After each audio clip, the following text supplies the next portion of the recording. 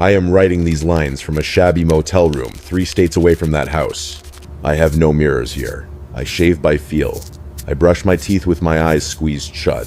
If you are reading this and looking to buy a house in the Oregon suburbs, especially around the Ashwood Road area, please listen to me.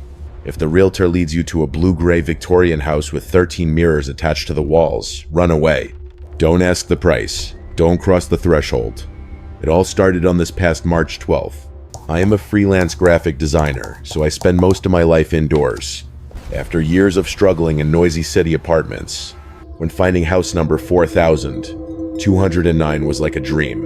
It was a 1924 architecture, spacious, isolated, and most importantly, the price was only $185,000, a price ridiculously cheap for the current real estate market. Mrs. Galloway, the real estate agent, was a woman in her 60s with a stiff smile. She explained that the low price was due to interior preservation stipulations.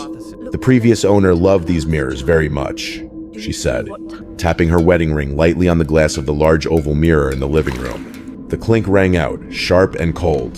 They were framed in brass and bolted into the skeleton of the house. The contract clearly stated, you are not allowed to permanently remove or cover them. At the time, I just found it funny. Who cares about some mirrors? I counted roughly. There were 13 inches total. Hallway, living room, kitchen, along the stairs, and of course in every bedroom. They were vintage style. The glass slightly cloudy with age, but still reflecting strangely clearly. I signed the contract that very afternoon. The first week passed in happy tranquility. I unpacked, set up my office on the second floor, and enjoyed the silence. The smell of old oak, the scent of lemongrass floor wax, and the patter of rain typical of the Pacific Northwest. Tapping on the eaves created a cozy atmosphere, but that coziness didn't last. The first strange incident, or rather the first discrepancy, occurred on my third night there. It was 2:14 a.m. I remember this number clearly because the blue light from the microwave clock was the only thing illuminating. In the pitch-black kitchen when I went down to get water, my throat was parched, a side effect of staying up late working. I held the glass of water and walked back through the first floor hallway to the stairs. In the middle of the hallway was mirror number 4. It was a long, narrow rectangular mirror, bordered with thorny vine decorations. Its position was placed opposite the main entrance door. Physically, when I stood at the foot of the stairs looking at it, it should reflect the heavy oak door of the entrance. That is a basic law of optics. Angle of incidence equals angle of reflection. But when I glanced past it, the corner of my eye caught something wrong. I stopped, turned my head to look straight into the mirror. Goosebumps rose along my bare arm. The glass of water in my hand trembled slightly, spilling water onto the wooden floor. In the mirror was not the entrance door. In the mirror was the kitchen. I blinked hard, thinking I was hallucinating from lack of sleep. I turned my head to look behind me. The entrance door was still there, locked tight, silent. I turned back to look at the mirror. Still the kitchen. But what made my stomach knot was not just the positional discrepancy. My real kitchen was at the end of the hall to the left, and currently it was pitch black except for the microwave light. But the reflection in the mirror showed a kitchen dimly lit. A gray, sickly light like dead moonlight, spilling long over the granite countertop.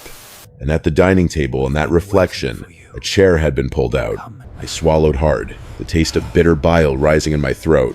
I knew for a fact I had pushed all the chairs under the table before going to bed. That was my obsessive-compulsive habit. It's just the angle, I whispered, my voice trembling, breaking the suffocating silence of the house. You're tired, David. I tried to convince myself that the hallway structure could create some optical illusion. I walked quickly up the stairs, deliberately not looking at any other mirrors on the way. But when I lay down in bed, pulling the blanket up to my chin like a child afraid of ghosts, I couldn't shake that feeling. The feeling that the image in that mirror was not a mistake. It felt more like an invitation. And worse, mirror number 13. The large round mirror hanging directly opposite my bed looked darker than usual, as if it were holding its breath, waiting for me to fall asleep. The next morning, brilliant spring sunlight flooded the house, turning all the fears of the previous night into a silly joke. I went down to the kitchen, my heart still beating a bit fast. But when I saw the dining chair still tucked neatly under the table, exactly how I always left it, I breathed a sigh of relief. A dry laugh escaped my throat. You're working too hard, David, I told myself. brewing a cup of strong coffee. I blamed the blue light from the computer screen and the freakish shadows cast by the streetlights through the window. All that day, I buried myself in a logo design project for a startup in Portland. The work swept me away, making me completely forget about the mirrors until the sun went down. When darkness enveloped the house, that chilling feeling returned. The air in the house seemed to thicken, heavier, like the air pressure changing before a major storm. It was 10:45 p.m. I decided to brush my teeth and go to bed early. The second-floor bathroom was at the end of the hall, tiled in cold, stark white ceramic. I turned on the faucet, letting the cold water rush over my hands to wake up, then looked up at mirror number 9, the oval mirror situated right above the sink. My hand froze in midair. The toothbrush fell into the porcelain sink, making a dry clatter. Theoretically, I should see my tired face, the white tiled wall, and the towel rack behind me. But no. Before my eyes, in that tarnished brass frame, was the living room on the first floor. I held my breath, hands gripping the edge of the sink so tight my knuckles turned white. The image was extremely sharp. I could see my gray sofa set, the oak coffee table, and the brocade rug I just laid out. But something was wrong. Very wrong. I spun around to look behind me, only the white brick wall and the closed bathroom door. I turned back to look at the mirror. Still, the living room. Trembling, I leaned close to the glass. My breath fogged up a small patch on the cold surface. In that reflection, the living room was submerged in a murky, dim light, completely different from the pitch-black darkness of the actual first floor. And then I saw it. In the mirror, the living room curtains were wide open, revealing the pitch-black night outside. I knew for a fact, 100%, that I had closed the curtains at 7 p.m. I was obsessed with privacy. I never left the curtains open after dark. "What the hell is this?" I whispered, my trembling voice swallowed by the silence of the house. I didn't run. A part of this stupid human curiosity reasoned up. I grabbed the spare flashlight I kept in the medicine cabinet and stepped out of the bathroom. I needed confirmation. I went to every mirror in the house. Mirror number 8, second floor hallway, reflecting the kitchen. Mirror number 4, first floor hallway, the one that scared me last night, now reflecting the stairs. Mirror number 2, living room, reflecting my master bedroom. I stood frozen in the middle of the living room holding a notebook, cold sweat streaming down my spine. A pattern was forming. They were rotating. The reflection positions of the mirrors had shifted clockwise relative to the house layout. I stared at mirror number 2. In it was my bedroom upstairs. I saw the unmade bed, the wardrobe, and I saw mirror number 13 hanging on the bedroom wall in the reflection. That was when I realized a terrifying optical effect called mirror and mirror, infinity mirror. If mirror 2 reflects the bedroom, and in the bedroom there is mirror 13, then what will I see in the surface of mirror 13, located inside mirror 2? I squinted, shining the flashlight onto the glass. In that tiny reflection, deep and receding of mirror 13, inside mirror 2, I saw a dark patch. It didn't reflect the room. It was pitch black. And from that tiny black hole, I swear I saw something pale white just duck back in, as if it had just peeked out and hurriedly hid when it saw my flashlight. I backed away, bumping into the table edge, gasping. This house wasn't haunted in the usual way. It was broken. Its space was being fractured. And that thing in those mirrors, it was using those cracks to watch me. I needed to verify if what I was seeing was real time or not. I needed a trap. I am not a superstitious person. I am someone who works with logic and images. If my eyes see something irrational, my brain will demand empirical evidence. I needed to know if these mirrors were replaying stored past images like some kind of ghostly videotape, or if they were truly windows leading to another reality. It was 11:45 p.m. I decided to conduct an experiment. I rummaged through the unpacked boxes and pulled out a LED camping lantern with a bright red SOS strobe mode. I placed it right in the middle of the kitchen dining table. I turned the light on. The red flashing light swept across the walls in a steady rhythm. Blink, blink, blink.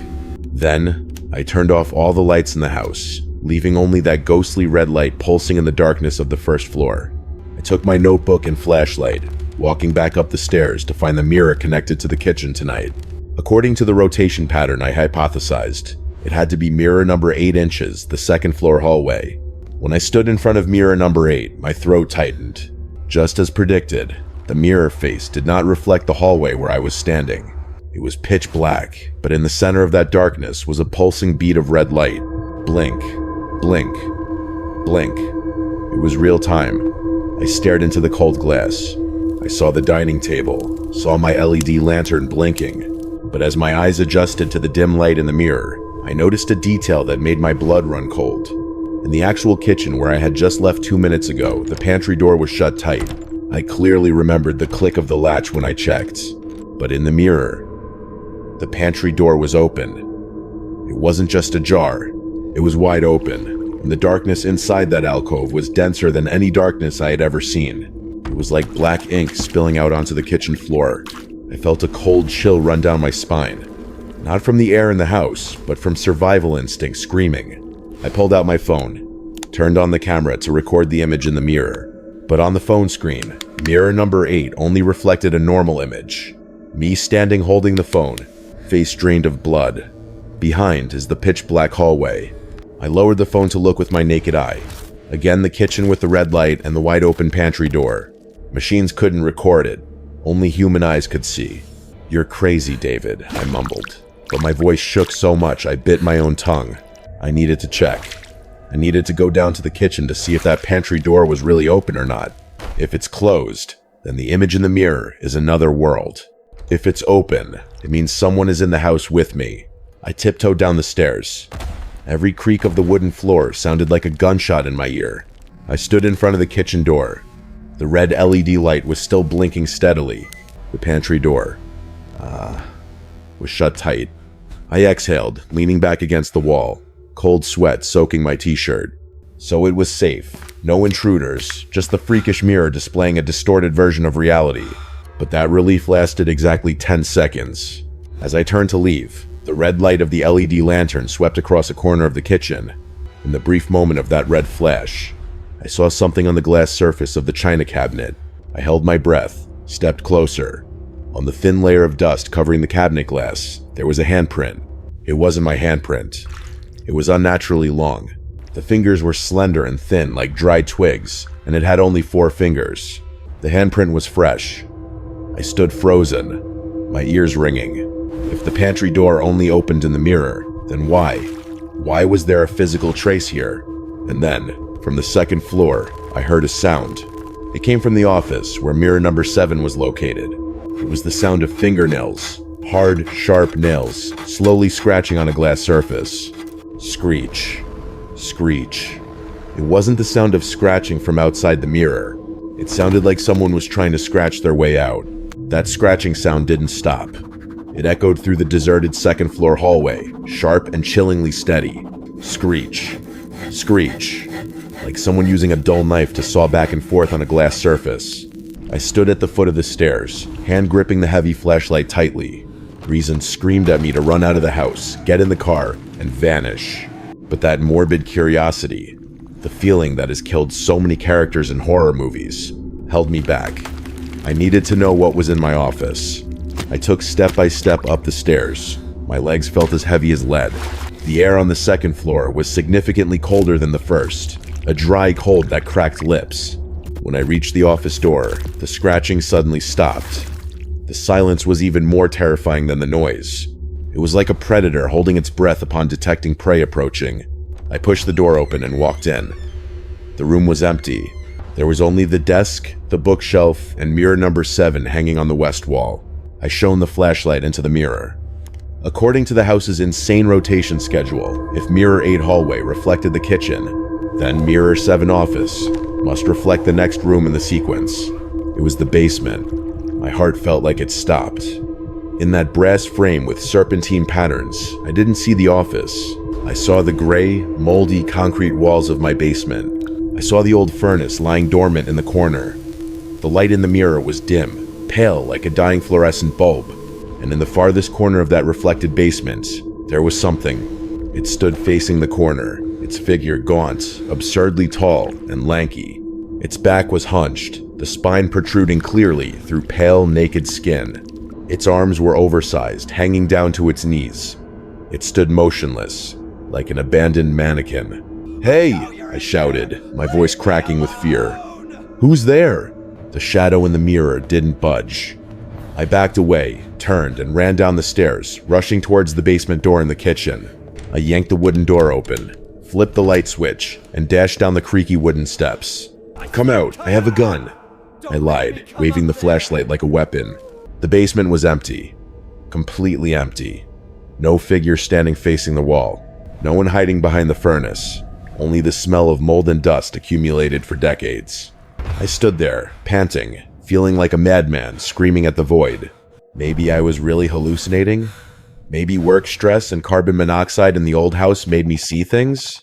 I returned to the office on the second floor to check the mirror one last time, promising myself that if I saw nothing else, I would go to sleep and go to the hospital for a neurological check tomorrow. But when I walked into the room and looked at mirror number 7 again, I dropped the flashlight. The shadow figure in the mirror, as it had moved. It was no longer facing the corner. It was standing in the middle of the basement, in the reflection, and it was looking straight up at the basement ceiling. Its eyes, if those two deep black hollows could be called eyes, were fixed on the wooden beams of the ceiling. It took me a few seconds for my brain to process that horrifying information. The basement ceiling is the floor of the first floor. It was looking through the ceiling. It was looking at the spot it knew I would walk across. And then it slowly turned its head. Not turning its body, but just the neck rotating an impossible 180 degrees until its distorted face, noseless, with only a wide mouth stretching to its ears, faced straight at the mirror surface. Straight at me. It raised its four-fingered hand and tapped lightly on the glass from the inside. Knock. Knock. The sound came from right inside my office. Those two knocks were not the dry sound of bone hitting glass. It was wet. A heavy thud. Thud. Like someone slapping a piece of raw meat against a window. I backed away, tripped over the edge of the rug, and fell backward onto the floor. The flashlight flew out of my hand, rolling on the wooden floor, creating dizzying, spinning streaks of light. In that chaotic light, I saw the creature's face pressed against the glass from the inside. It had no nose, only two pitch-black eye sockets and a wide gaping mouth smiling. A smile ripped to the ears, revealing needle-like teeth, small and dense like piranha teeth. Its breath fogged up the glass. Condensation formed on the mirror surface in my office, but from the other side. "Get out!" I screamed, grabbing the stapler on the desk and throwing it hard at it. Crash! The stapler hit the mirror and bounced off. The glass didn't break, not even a single scratch, but the image in the mirror rippled violently like disturbed water. The creature recoiled slightly. The smile vanished, replaced by a distorted expression of rage. It started punching the glass. Boom! Boom! Each punch made the entire office wall shake. Plaster dust fell steadily from the ceiling onto my hair. I knew this tempered glass, or whatever hellish material it was, wouldn't hold it for long. I scrambled up, dashed out of the room, and slammed the door shut. The banging still echoed behind the thick oak door, suffocating like the heartbeat in my chest. I needed to leave here. Immediately. I ran down the second floor hallway to get to the stairs, but when running past mirror number 8, my feet stopped dead. Reflexively, I glanced at it. Mirror number 8 was reflecting the kitchen, and in it, I saw it. It was no longer in the basement, as mirror 7 displayed. It had moved. In the split second, I ran from the office to the hallway. It had traveled from the basement to the kitchen in that reflected world. It was moving parallel to me. In the mirror, it was frantically overturning tables and chairs in the kitchen. It crawled on all fours, fast as a giant pale spider. It was rushing towards the stairs in the mirror world.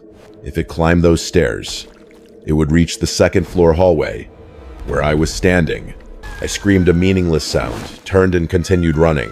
I threw myself down the real stairs, skipping 2 or 3 steps at a time, nearly twisting my ankle. I didn't dare look at the mirrors along the stairs. I could feel its gaze, the weight of its presence pressing right behind the fragile glass. I rushed to the main door. My trembling hands fumbled for the lock latch. Click. The lock was open. I turned the doorknob. It didn't budge. I twisted harder, used both hands, slammed my shoulder into the door. The oak door was silent, rigid, as if it were part of the wall. No feeling of loose latch. It was simply welded to the frame. No, no, no. I ran to the living room window. I ripped the curtains open, intending to break the glass to escape. But when the curtain fell, I didn't see the lawn or the gravel road outside. I saw a white tiled wall. I blinked. That was my bathroom tile. The living room window was now looking into the second-floor bathroom. I stepped back, gasping, a wave of nausea rising.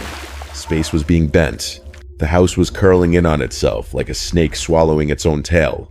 The only exit had vanished. And then, from the stairs behind me, a sound rang out. Not footsteps on wood, but the sound of fingernails tapping lightly on the glass of mirror number 4 opposite the entrance. Knock. Knock. I slowly turned around. In mirror number 4, which should have reflected the stairs, now reflected myself standing at the entrance door. But my reflection was not standing alone. Right behind my shadow in the mirror, that tall, lanky creature was standing tall. It bent down, placing its long, pointed chin on my shoulder in the mirror. And this time, I felt the actual cold breath blowing on the back of my neck. I swung my hand back reflexively, a desperate punch into the void. My fist only tore through the freezing air. No one was there. No tall creature. No metal teeth. Only the empty hallway and the thumping of my heart as if it wanted to burst out of my chest. But the cold on my neck remained. A wet, sticky trail of frost, as if someone had just licked a long line up my flesh and its saliva wouldn't dry. You have to stay sane. You have to stay sane, I muttered, holding my head with both hands, trying to stop the rising nausea. I needed a weapon, a knife, or at least something sharper than that useless stapler. The kitchen. I needed to get to the kitchen. I turned my back on the main door, which was now welded shut, and rushed towards the kitchen door at the end of the hall on the left. I didn't dare look at any mirrors on the run. I squinted my eyes, opening them just enough to see the path, trying to ignore the pale white motion streaks gliding past in the periphery of the mirrors on both walls. I grabbed the kitchen door handle, twisted hard, and shoved it open. I should have stepped into the cozy red-tiled kitchen, but no. Cold wind blasted my face. Before me was not the kitchen, but the second-floor hallway. I stumbled back, my head spinning. I was just on the first floor? How could a door on the first floor lead straight to the second-floor hallway? I looked down at my feet. Oak flooring. I looked behind me. The door I just stepped through, supposed to be the kitchen door, was now the upstairs bathroom door. The house's structure had completely collapsed. The laws of physics meant nothing anymore. The house was rearranging itself, like a giant Rubik's Cube, and I was the lab rat trapped inside. And worse, I realized it was hurting me. All the doors I tried to open after that living room door, office door, even the closet door, all led to the same place. The second-floor hallway facing the master bedroom. It wanted me in there. The master bedroom was the only place I hadn't entered since this started tonight. That was where mirror number 13 was the largest, oldest mirror, and also the only mirror that hadn't shown any distorted images all week. Screech. Screech. The fingernail scratching sound rang out again. This time, it didn't come from any specific direction. It came from everywhere. From the walls, from the ceiling, and from the wooden floor beneath my feet. Fine, I hissed through my teeth, tears of desperation welling up. You want me in there? I have no other choice. Standing in this empty hallway only makes me a sitting duck from all sides. At least in the bedroom, I could make a stand. I dashed into the master bedroom.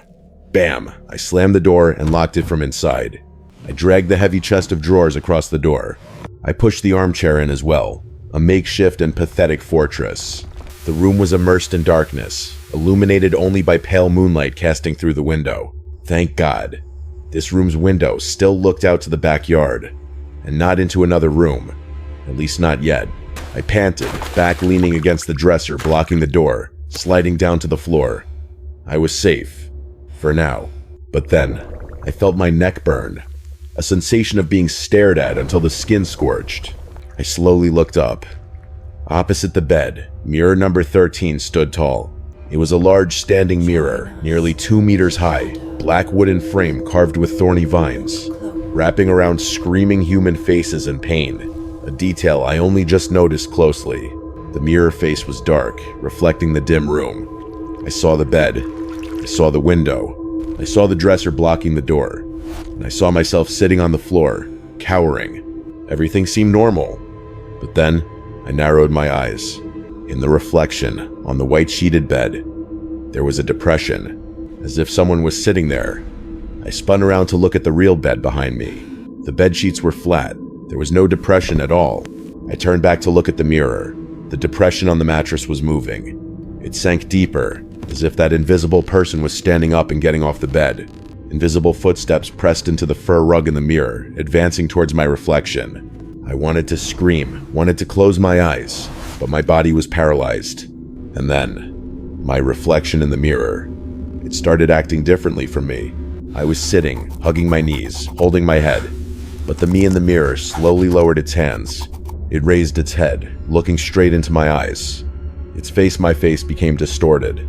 The corners of its mouth quirked up, slowly stretching wider, until the smile reached its ears, revealing teeth that were not human.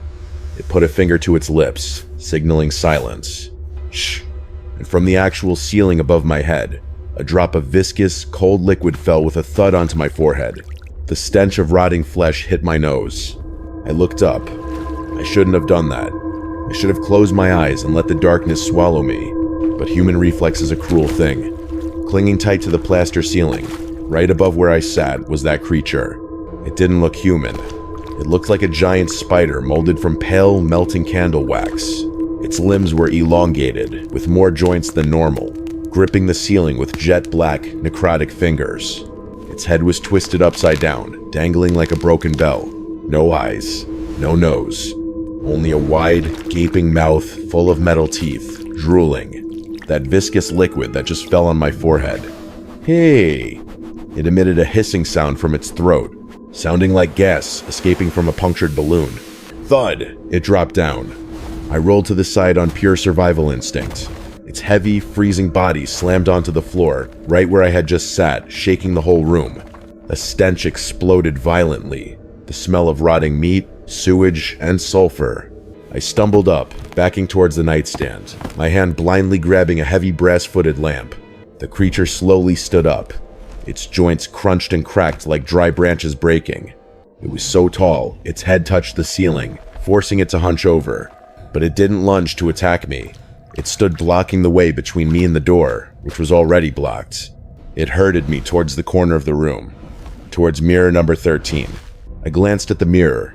My reflection, that guy with the freakish smile, was pressing both hands against the glass from the inside. It wasn't smiling anymore. It was wide-eyed, mouth open, screaming, but no sound came out. It was banging on the glass, as if wanting to break the barrier. It didn't want to get out. It was beckoning me in. I understood then. That pale creature wasn't a killer. It was a sheepdog, and the mirror was the slaughterhouse. No way! I screamed, fear turning into frenzied rage. I swung the brass lamp up, putting all my strength into smashing it against the mirror face. I expected the crisp crash of shattering glass. I expected sharp shards to end this nightmare. But no. Thud. The sound was dull, wet, like I had just hit a giant slab of raw beef with a hammer. The lamp sank deep into the mirror. The glass didn't break. It indented, elastic and soft. Pitch black ripples spread out from the point of impact. Horrified, I tried to pull the lamp back, but the mirror, that hellish material, sucked it tight. And then, I saw me in the mirror grabbing the other end of the lamp. Its pull was incredibly strong. "Let go!" I roared, bracing my feet against the wall, trying to wrestle with my own reflection. At the same time, the pale creature behind me started moving. It wasn't rushing. It took slow steps, savoring my despair. Its four-fingered hand reached out, touching my shoulder. Cold. A bone-chilling cold. Colder than ice. It pierced through my clothes, paralyzing my nerves. It's time. The voice didn't come from the monster's mouth behind me. It came from the mouth of the reflection in the mirror. I let go of the lamp, fell backward, sliding out of the grip of the meat mirror. The lamp was sucked completely into the mirror and vanished into the darkness. I was lying trapped between the monster and the hungry mirror. Suddenly, I saw something under the bed. The home repair toolbox I forgot when installing curtains last week. A red-handled claw hammer lay there. I grabbed the hammer. But instead of attacking the monster or the mirror, a crazy idea sparked. If the house's space is bent by the reflection, then what happens if I destroy the light source? Mirrors need light to reflect. No light, no image. No image, no passage. I threw the hammer hard at the ceiling. Crash! The ceiling bulb shattered. The room plunged into pitch darkness. The screaming of me in the mirror cut off. The crunching bones of the monster stopped. Silence reigned. Only my panting and the rushing of blood in my ears remained. Did I win? I fumbled in the dark, trying to locate the door to remove the barricade and escape. My hand touched the cold wood surface of the floor. But then, a small spot of light appeared. It came from mirror number 13. In absolute darkness, the mirror was glowing on its own, a ghostly, phosphorescent green light. And in that light, I saw a truth that made me wish I had died the moment the lights went out. The room in the mirror was still lit, and that reflected guy was holding the hammer I just threw, smiling, looking out into the darkness where I was cowering. He raised his hand, flipping the light switch on the wall inside the mirror. Click. And the light in my room, the bulb I just smashed, suddenly flared bright again. The bulb had healed itself. The rules have reversed, the reflection said, its voice echoing through the room, deep and distorted. You are the shadow now. I am the real one. The reflection's declaration drilled into my brain like a cold bit. You are the shadow now. I looked down at my hands. They were fading. Literally. I could faintly see the wood grain of the floor through my flesh. The sensation of body weight evaporating, as if I were just smoke trying to hold a human shape. Conversely, the guy in the mirror, the one holding the hammer, looked painfully sharp and real. The lamplight in his world was brilliant, warm, while my world was turning into the washed-out gray of an old photo left in the sun too long. No, impossible. I tried to back away, but my feet slid on the floor as if there were no friction. The pale creature, the shepherd of this slaughterhouse, stepped forward. This time, it wasn't sneaking anymore. It knew I could do nothing. It reached out, its long arm, sticky jet-black fingers grabbing my shoulder. I screamed, but the sound from my throat was muffled, distant, like an echo from the bottom of a well. Its touch didn't hurt. It was cold, and it sucked. I felt my life energy, my sense of reality being sucked right into those fingers, transferring to the copy waiting in the mirror. It lifted me up as lightly as a torn rag doll. It threw me towards mirror number 13. I flew through the air, limbs flailing hopelessly. The moment my face hit the glass, I squeezed my eyes shut, waiting for the bone-breaking impact. But there was no impact. Splash. It felt like falling into a tank full of cold, thick gel. The glass surface, that viscous silver liquid, flooded into my eyes, nose, and mouth. It tasted of rusty metal and old blood. It wrapped around me, squeezing my chest, forcing all the air out. I struggled, trying to swim back, but a massive suction force pulled me down deeper. I heard a loud pop, like a cork being pulled from a wine bottle. And then, I fell freely. I slammed my back hard onto a wooden floor. The impact was agonizing, real, clear, and cruel pain. I coughed violently, vomiting up that viscous silver liquid. My lungs burned as I inhaled the cold, dry air. I opened my eyes. I was lying on the master bedroom floor, but something was different. This room was too clean. Colors were more vibrant than normal, contrast so high it hurt the eyes, and everything was reversed. The window was on the left instead of the right. The wardrobe was in the opposite corner. The writing on the cigarette pack on the floor was backwards. I pushed myself up, turning my head to look at the wall where the mirror hung, but there was no mirror there. Instead, there was a large black oak window frame, floating in midair, and through that frame, I saw my old bedroom. The room on the other side was dark, gray, and messy, and standing in the middle of that dark room was me. No, that was my body. It was standing there, adjusting its shirt collar. It cracked its neck, making a satisfying crunching sound. Then it reached up to smooth its hair, a vain gesture I never made. It turned back to look at me through the invisible window frame. Its eyes, my eyes, lit up with a mischievous, malicious glint. It placed its hand on the invisible plane, separating the two worlds where the mirror face should be. From this side, I also rushed forward, slapping my hand against that void. Thud. My hand touched a layer of cold glass. I was inside the mirror. I was the one trapped in the glass cage. "Let me out!" I screamed, punching frantically at the glass. "Give me back my body!" But the guy on the other side didn't hear. Or he heard but didn't care. He smiled a perfect, charming, full-of-life smile. "Thanks for switching, David," he said. I could read his lips, but the sound echoed back very small, muffled. "I was sick of watching you waste my life. Now it's my turn to live." He turned his back, walking towards the room door. He swiped the dresser and chair, blocking the door aside with just one hand, as if they were made of styrofoam. His physical strength was 100 times superior to mine. "No, don't go, don't go." He walked out of the bedroom, whistling a cheerful tune. The door closed behind him. Lights out. Darkness engulfed me. But this time, I wasn't alone. From the dark corners of this mirror room, whispers began to rise. "Welcome, new member." A hoarse, weak voice rang out from the corner of the room, where the inverted wardrobe stood. I started and turned around, pressing my back against the cold glass. The only exit had been closed. My eyes gradually adjusted to the strange dim light of this world, and I realized the room was not empty. Huddled in the corner, hugging her knees, was a young girl. She wore a faded, tattered floral nightgown. Her skin was ashen gray, eyes sunken deep with dark circles like a panda. Who are you?" I stammered. "Sarah," she said, voice soulless. "I used to be the owner of this house in 1998. Or rather, she is the owner. I'm just the corpse left behind." I looked around. Not only Sarah. Under the bed, another pair of eyes was staring at me. A middle-aged man with an 82nd style mustache. On the ceiling, clinging to the inverted chandelier, was a child about 10 years old, crying silently. "We are the reflections," Sarah continued, standing up with difficulty. She pointed at the glass behind me, where now only the darkness of the real room was visible. "Every time someone buys this house, they watch, they learn. They mimic every habit, every gesture, every memory, and when they are perfect." The man under the bed spoke, voice trembling. "They switch places. They take away our light, color, and names. We are pushed in here, into this trash bin." I slumped to the floor. The horrifying truth weighed on my chest. All the previous owners, they didn't sell the house and move away.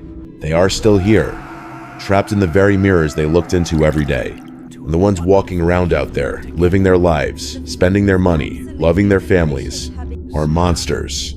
"Is there any way out?" I asked, though knowing the answer. Sarah shook her head, a sad smile appearing on her ashen face. "There's only one way, David." She pointed to the opposite wall, where a long, narrow corridor led deep into infinite darkness, a space that didn't exist in the real house. "You must find the origin mirror," she said. "But to get there, you must pass through the shepherd's territory, and it is hungry." Outside the glass behind me, the bedroom light turned back on. I spun around. The fake David was back. He was holding a bottle of wine and 2 glasses. Accompanying him was a woman. My blood froze. It was Lisa, my ex-girlfriend, whom I had tried to reconcile with for the past 6 months but failed. "David, I can't believe you bought this house." Lisa laughed, a radiant smile.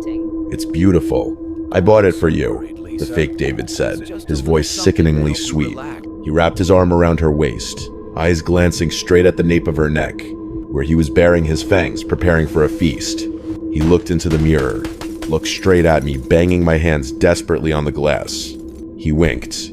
Then he pulled the curtains. A thick black velvet cloth covered my view. The last light vanished. I was trapped in eternal darkness with 17 other wandering souls, and I knew the real battle for survival was just beginning. The darkness of the mirror world was not quiet. It was noisy. The whispers of dozens of trapped souls formed a background hum buzzing like a broken beehive.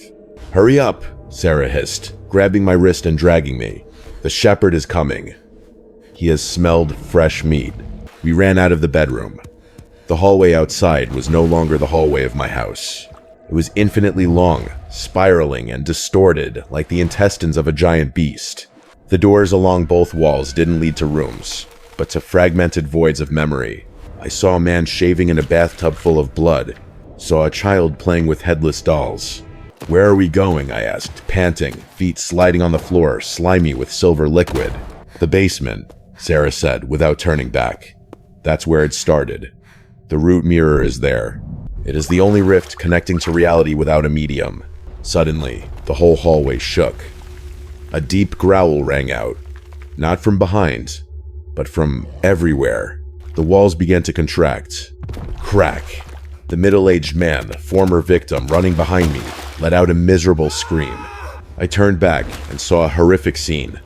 A long, pale arm sprouting from the wall itself, grabbing his leg. "Save me!" But I couldn't do anything. The wall opened a wide mouth full of broken glass fangs and swallowed him whole. The sound of shattering bones rang out crisply. "Don't look!" Sarah screamed. "Run! If you stop, the house will digest you." We threw ourselves down the stairs, which was now a vertical slide. We slid down, tumbling in the dark, crashing into pieces of furniture floating in midair. When we hit the bottom, we fell into the basement. But this was not my moldy basement. This was a grand hall made of black mirrors. Floor, ceiling, walls, all were mirrors. And in the center, floating above a stone pedestal, was a rough shard of glass, the size of a hand, emitting a rhythmic red light. The heart of the house. "That's the exit," Sarah pointed, her breathing weakening. "But the law of the mirror is the law of exchange. One goes out, one stays." I looked at the glass shard, then at Sarah. "What are you planning?" Sarah smiled sadly. Her body was gradually becoming transparent, blending into the surrounding space. "I've been here too long, David. I don't remember my mother's name anymore. I don't remember the taste of chocolate ice cream. I've been nearly digested." She pushed me towards the stone pedestal. "Go, smash it. When the root mirror shard breaks, the connection will be inverted for a moment. It is the only chance for you to steal back your body." But before I could touch the mirror shard, a giant shadow engulfed us. The shepherd. It stepped out from a large mirror on the wall.